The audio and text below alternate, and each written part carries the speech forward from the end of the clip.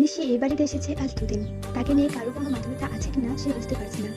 মা আছে মার মতো, কি নিয়ে এত ব্যস্ত সে বুঝতে পারছে না। ইদানিং তার মেজাজও থাকে গরম, কথা বলাই যায় না। বাবা আগের মতোই কোনো হেলদোল নেই। দিদিকে তো চোখের দেখাও দেখা যায় না। বাড়িতে আসে অনেক রাতে, আর নোমান সে তো ঘর থেকে বেরই হয় না। কেমন পরিবার তার, কার কাছে যাবে সে? তার মাঝে মাঝে মনে হয় তারা সবাই কোনো এক পাপের শাস্তি পাচ্ছে। তা না হলে সব থাকতেও সবকিছু এমন শূন্য ছাড়া কেন? এই যে সে নিজেই সংসার করে তো কি না করলো সে, তাও কোনো কিছু হচ্ছে না। মাকে সে এর আগেও বলেছে, কতবার বললো সোহেল চেঞ্জ হচ্ছে, তাকে খুব একটা দেখতে পারি না। মা শুনেই বলেছে, মেয়েদের এত নরম হলে চলে না, শক্ত হতে হয়। আর তাছাড়া পুরুষ মানুষেরা টাকা হলে বাইরের বাইরে একটু একটু আর একটু ওরকম করেই। বাইরে যত যাই করুক, ঘরের বউ থাকে একটাই, আর ওই একটা বউয়ের কাছে শেষমেশ ফিরে আসে। শুধু ফিরিয়ে আনার কৌশল জানতে হয়। কৌশল? মায়ের কথা মতো কম তো করলো না সে। সত্যি কি ফিরে এসেছে? সোহেল তাকে সোজাভাবে বলে দিয়েছে তার সাথে আর থাকবে না। সে নাকি অন্য কাউকে ভালোবাসা কি আশ্চর্যের একটা সত্য। এতদিন সংসার করে নাকি তাকে ভালোবাসেনি, অথচ তাকেও সোহেল পছন্দ করে বিয়ে করেছিল। নিশি একটা দীর্ঘশ্বাস ফেললো। সে দেখলো সে নোমানের দরজার সামনে দাঁড়িয়ে আছে।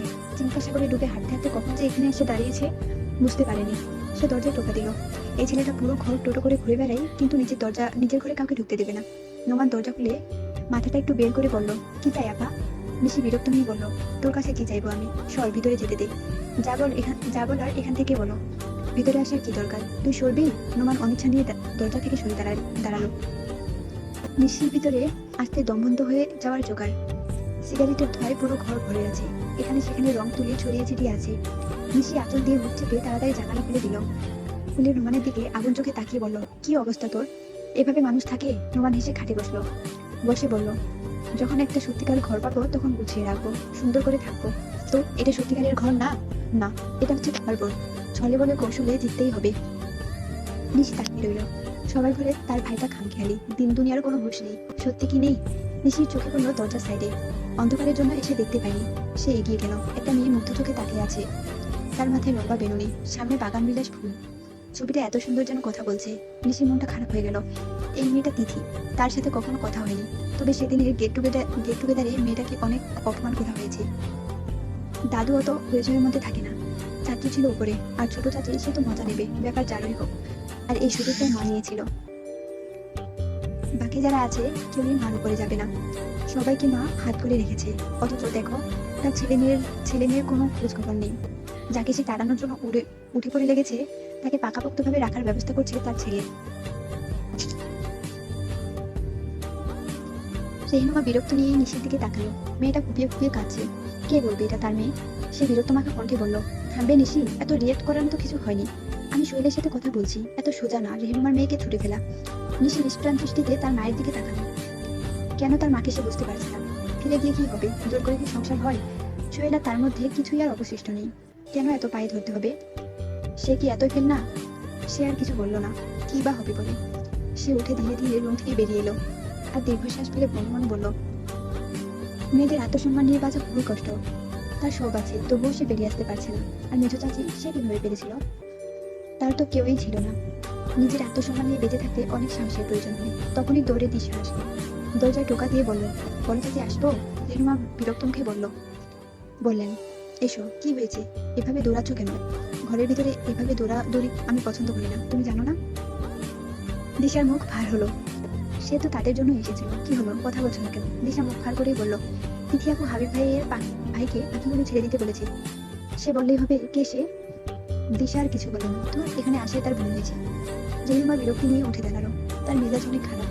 একদিকে তার ছেলে মেয়ে কোনোটাকেই সে বাগে আনতে পারছে না, আরেকদিকে মাহবুব। তার কোনো কাজে মাহবুবকে টলাতে পারছে না। তিথির সব ব্যাপারে সে নির্বাক। আর ওইদিকে ওই মেয়ে যা খুশি তাই করছে। সে উঠে দাঁড়ালো, দাঁড়িয়ে বলল, চল আমার সাথে। এই মেয়ের আসল জায়গা আজ দেখাতেই হবে। দিনকে দিন মাথায় উঠছে। রেনুমা বাড়ির পেছনে এসে দেখলো তিথি খাঁচার ভেতরে দাঁড়িয়ে আছে। তার আশেপাশে পাখিগুলো উড়াউড়ি করছে। তার মেজাজ খারাপ হলো। কোন সাহসে মেয়েটা এটার ভিতরে গেছে? এটা তার মেয়ের, আর তার মেয়ের, ছেলের কিংবা সংসারের কোনো কিছুতেই তার অনুমতি ছাড়া কেউ কিছু করলে তার সহ্য হয় না। সে দাঁত চেপে বলল, তিথি বাইরে বেরিয়ে আসো। তিথির কোনো ভাবান্তর হলো না, কিছুই হয়নি এমন ভাবে সে শুধু ফিরে তাকালো। রেহনুমার শরীরে আগুন ধরে গেল। অনেকদিন হলো সে রাগে না। চারদিকে ঝামেলায় সে নিজের কন্ট্রোল হারালো। সে চেঁচিয়ে বলল, বাইরে এসো অসভ্য মেয়ে, এখন এই মুহূর্তে তুমি বাইরে আসবে। আর যদি না আসো তাহলে আজ এই মুহূর্তে তোমাকে ঘাট ধাক্কা দিয়ে এই বাড়ি থেকে বের করবো। কি হয়েছে? রেহনুমা চমকে চোখ তুলে তাকালো। দোতলায় নিজের রুমের বারান্দায় মাহবুব দাঁড়ানো। সে আজ এই সময় বাসায়? কই, সে তো জানে না। তার কণ্ঠ নামালো, তবে সে দমল না। মাহবুবের দিকে তাকিয়ে বলল, দেখেছো মাহবুব, তোমার মেয়ে কত অসভ্য। এতবার করে বলছি এই মেয়ে কথা কানে নিচ্ছে না। মাহবুব নির্বিকার ভাবে বলল, কি বলেছো তুমি? আমি তো বলিনি, বলেছে তোমার মেয়ে এই পাখিগুলো ছেড়ে দিতে।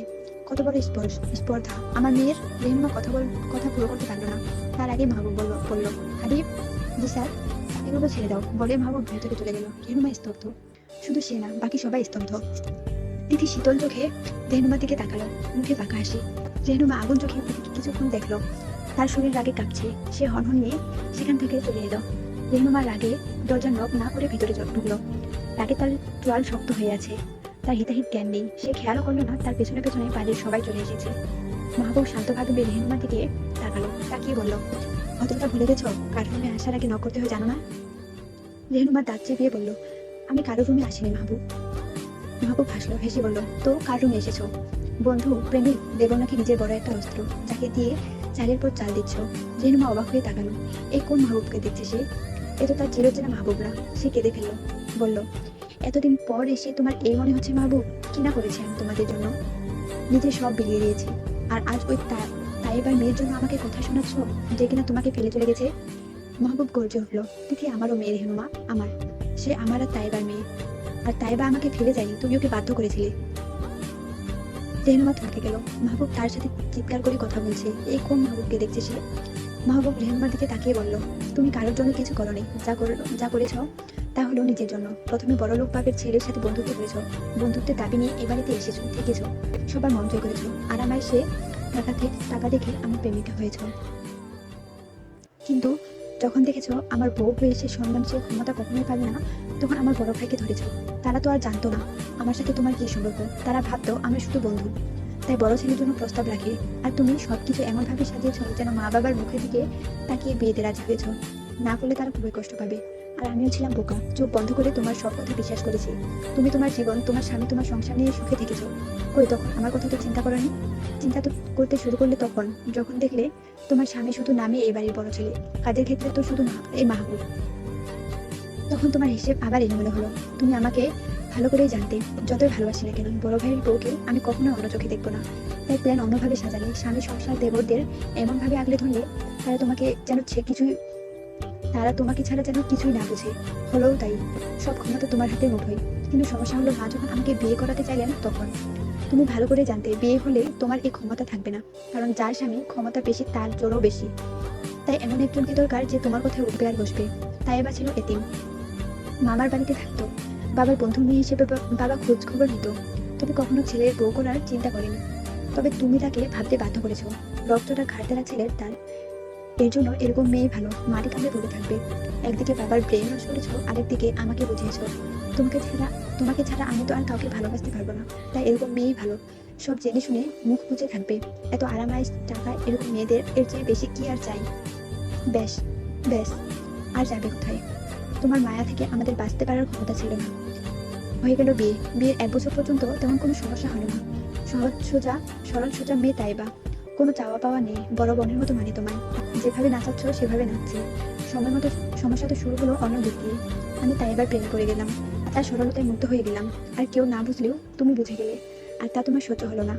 যে তোমার জন্য পাগল ছিল, সে সাধারণ একটা মেয়েকে ভালোবাসে, এটা তুমি মানতে পারলে না। ব্যাস, শুরু হয়ে গেল নতুন করে চাল। আমিও বোকা, সে চালে পা দিয়ে দিলাম অনায়াসে। তাইবা কনসিভ করলো। তুমি ছলে বলে কৌশলে আমাকে বোঝাতে লাগলে এই বাচ্চা আমার না। আমি 2 মাস কাজের জন্য মালয়েশিয়াতে ছিলাম, সেটারই সুযোগ নিলে। তার নাকি তার মামাতো ভাইয়ের সাথে সম্পর্ক আছে। জানতাম কতটা নিষ্পাপ, কতটা পবিত্র ছিল আমার তাইবা।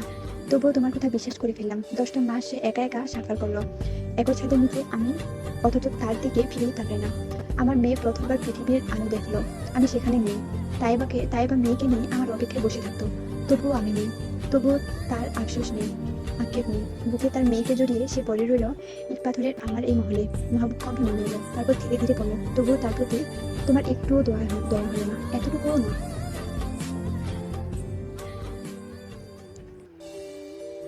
শেষ চালটা বড় কঠিন ভাবে চাললে। বলে না, সহ্যের একটা সীমা আছে। সে সব সহ্য করেছে, স্বামীর অবহেলা, স্বামীর ঘৃণা, তার সন্তানের প্রতি অনুতার, কিন্তু বিশ্বাসঘাতকতা সে সহ্য করতে পারেনি। সেই দিন আমি স্টাডি রুমে ছিলাম। তুমি জানতে তাইবা কিছুক্ষণ পরে এদিক দিয়ে যাবে, দৌড়ে এসে আমাকে জড়িয়ে ধরলে আর আমাদের পেছনের সব কথা একে একে বলতে লাগলে। আমি অবাক হয়ে গেলাম। এতদিন পরে তুমি এসব কেন বলছো? বুঝতে পারলাম না। তাই এবার যেতে তুমি স্বাভাবিক হয়ে করুণভাবে বললে, হঠাৎ করে সব মনে পড়ে গেল। আবেগের বসে জড়িয়ে ধরে ফেলেছ, আমি যেন তোমাকে ক্ষমা করে দিই। আমি তখন বুঝতেই পারিনি তুমি কি করেছো। তুমি সেসব মেনে আমি চেয়েছিলাম, সেসব মেনে আমি আমাকে চেয়েছিলাম, মেনে আমাকে চেয়েছিল, কিন্তু বড় ভাবের সাথে সম্পর্ক মানতে পারিনি। সরল সোজা তাইবার মনে কতখানি ঘৃণা তৈরি করেছিলে জানো তুমি? সেদিন থেকে তাইবা বদলে গেল, হয়ে গেল একদম চুপ। সে চুপ হতে হতে হারিয়ে গেল আমার জীবন থেকে, আমি জানতেও পারলাম না। আর হারিয়ে যাওয়ার আগে সে আমাকে কি দিয়ে গেছে জানো রেহনুমা? Divorce paper. নামমাত্র সম্পর্ক রাখতে চায় না সে। আর কি দিয়েছে জানো? প্রমাণ। তার সম্মান আর সন্তানের প্রমাণ, ডিএনএ টেস্ট পেপার। কত কষ্ট হয় জানো যখন নিজের সম্মানের আর সন্তানের পরিচয়ের প্রমাণ দিতে হয়? তুমি জানো রেহনুমা, জানো? রেহনুমা ঢুক দিল, গিলে মাহবুবের দিকে তাকালো। অনেকদিন পর আজ সে পুরনো মাহবুবকে দেখলো। সে রাগ, সে তেজ যা যেতে যেতে তাইবার নিয়ে গিয়েছিল। মাহবুব বড় একটা শ্বাস ফেলে আবার বলল, দাঁত থাকতে আমি দাঁতে মর্যাদা বুঝিনি, পাগলের মতো খুঁজেছি। একবার পায়ে পড়ে ক্ষমা চাইতে চেয়েছি। আমার মেয়েকে একবার বুকে জড়াতে চেয়েছি, পাইনি, কোথাও পাইনি। সেই খবর কি তুমি রেখেছিলে? রাখোনি। তখন তুমি আনন্দে উল্লাসে ব্যস্ত। তুমি কি করেছো, কেন করেছো, কিভাবে করেছো, সেটা আমি ধীরে ধীরে বুঝেছি। তবুও তোমাকে কিছু বলিনি। এক ভালোবাসার অপরাধে তুমি আমার জীবন তছনছ করে দিয়েছো। আমি কিছু বলিনি, কেন জানো? আমি শেষ হয়ে গেছি। আমি আমার পরিবারকে শেষ করতে চাইনি, কারণ তারা তোমাকে অন্ধের মতো ভালোবাসে। আর যতটুকু দোষ তোমার ছিল, তার চেয়ে 1000 গুণ বেশি আমার ছিল। কেন আমি আমার ভালোবাসায় বিশ্বাস রাখতে পারিনি?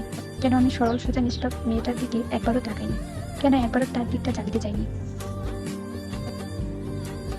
আমার মেয়ে এসেছে, যে কারণেই হোক এসেছে। সে এসে আমাকে কি দিয়েছে এটা তুমি জানো না রেহনু? জানো না? কতদিন আমি শান্তিতে ঘুমাই না। যেদিন এই মেয়েটা এসেছে, সেদিন অনেকদিন পরে আমি শান্তিতে ঘুমিয়েছি। দেখো, এটা তোমার সহ্য হলো না। আমার চাল চালতে শুরু করলে। আমি বুঝলাম, যেদিন এত কিছু বললে, সেদিন এত কিছু বললে আমি চাইলে তোমার তৈরি তাসের ঘর তখনই ভেঙে দিতে পারতাম। কিন্তু আমি দেইনি। কেন দেইনি জানো? কারণ আমি জানি এবার তোমার সামনে সে সোজা সরল তাইবা না, তাইবার মেয়ে দাঁড়ানো। সে ভালো করেই জানে তাকে কখন কি করতে হবে, কিভাবে করতে হবে। আর সে এও জানে মাহবুব যদি তার পরিবারের জন্য চুপ থাকতে পারে, তার মেয়ের জন্য মুখ খুলতেও পারে। এই যে দেখো, সে কিন্তু সেটাই করেছে।